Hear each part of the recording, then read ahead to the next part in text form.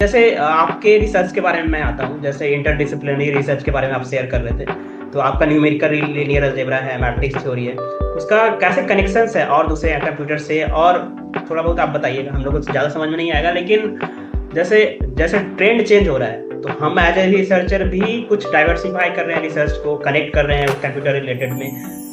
कुछ कोशिश कर रहे हैं, क्योंकि अपग्रेड रहना सब कोई चाहते हैं, relevant satisfaction society real world type का काम सब कोई करना चाहते हैं। तो एज ए ट्रेडिशनल रिसर्चर जो टॉपिक्स है उसको भी स्विच करना चाह रहे हैं। जैसे आप अपना क्या है, आप स्विच कर रहे हो, कुछ स्विच तो डायरेक्ट कंप्लीटली नहीं कर रहे हो, लेकिन कनेक्ट करके ऐसा कुछ काम करना चाह रहे हो, और इस चीज़ों को आप मानते हो कि करना भी चाहिए।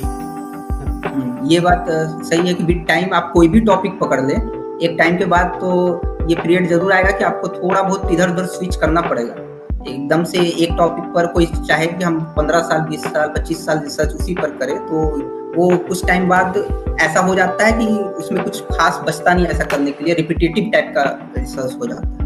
तो थोड़ा बहुत तो करना चाहिए। जहाँ तक मेरे रिसर्च का बात है, तो मेरे रिसर्च से कनेक्टेड है कुछ एरियाज, जैसे कि प्रैक्टिकल एरियाज में बता रहा हूँ। जैसे पेज रैंक प्रॉब्लम एक होता है।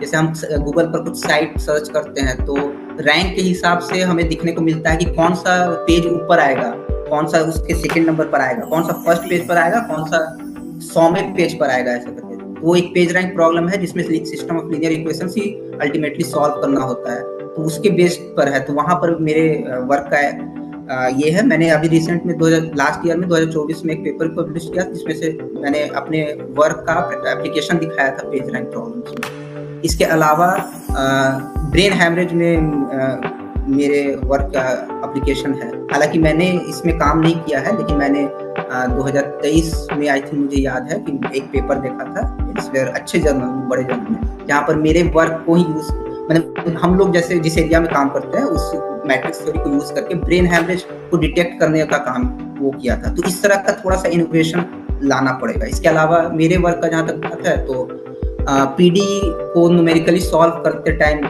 मेरे वर्क का यूज होता है। मैट्रिक्स थ्योरी काफी यूज होता है, प्लस स्टैटिस्टिक्स में यूज होता है। जब हम बात करते हैं कि लीस्ट स्क्वायर सॉल्यूशन की बात करते हैं, तो ये कुछ एरियाज हैं जहाँ पर मेरे वर्क का यूज होता है, और मैंने किया भी है कुछ एरियाज में। अपने वर्क में डेमोन्स्ट्रेट किया है अपने थियोरेटिकल पार्ट को कि किस तरह से ये एक्चुअल में वर्क कर रहा है।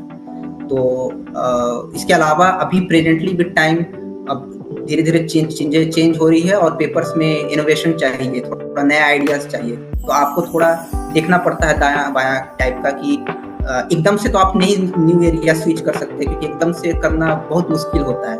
उसमें आप